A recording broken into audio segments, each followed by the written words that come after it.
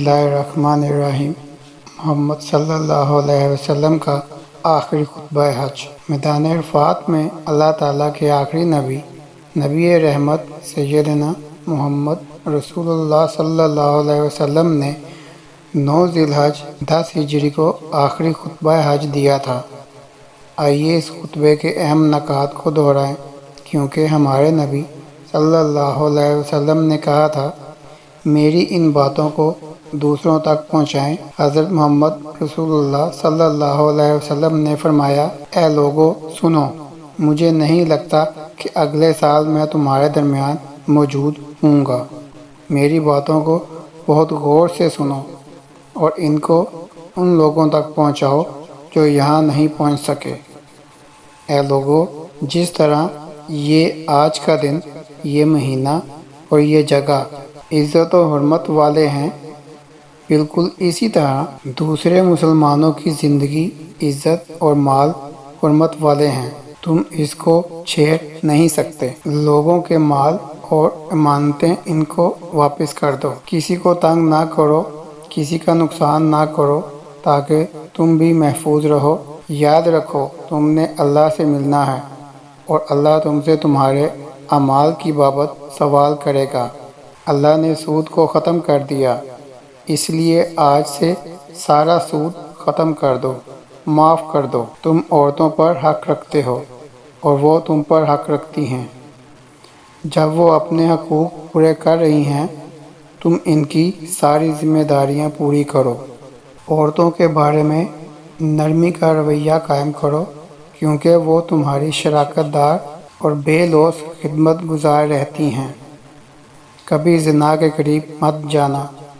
اے لوگو، میری بات غور سے سنو، صرف اللہ کی عبادت کرو، 5 فرض نمازیں پوری رکھو، رمضان کے روزے رکھو اور زکوٰۃ ادا کرتے رہو۔ اگر استطاعت ہو تو حج کرو۔ زبان کی بنیاد پر، رنگ و نسل کی بنیاد پر، حسب و نسب کی بنیاد پر تعصب میں مت پڑ جانا۔ کالے کو گھوڑے پر اور گھوڑے کو کالے پر، عربی کو اجمی پر اور اجمی کو عربی پر کوئی فوقیت حاصل نہیں۔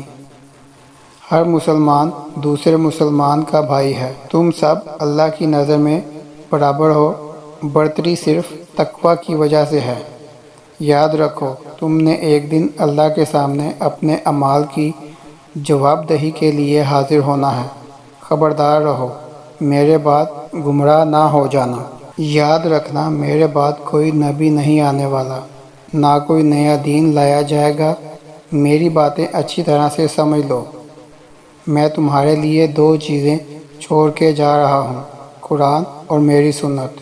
اگر تم نے ان کی پیروی کی تو کبھی گمراہ نہیں ہوگے۔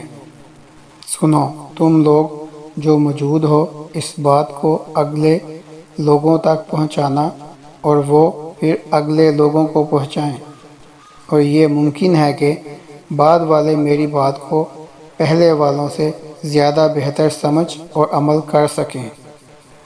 پھر آپ صلی اللہ علیہ وسلم نے آسمان کی طرف چہرہ اٹھایا اور کہا، اے اللہ، گواہ رہنا، میں نے تیرا پیغام تیرے لوگوں تک پہنچا دیا۔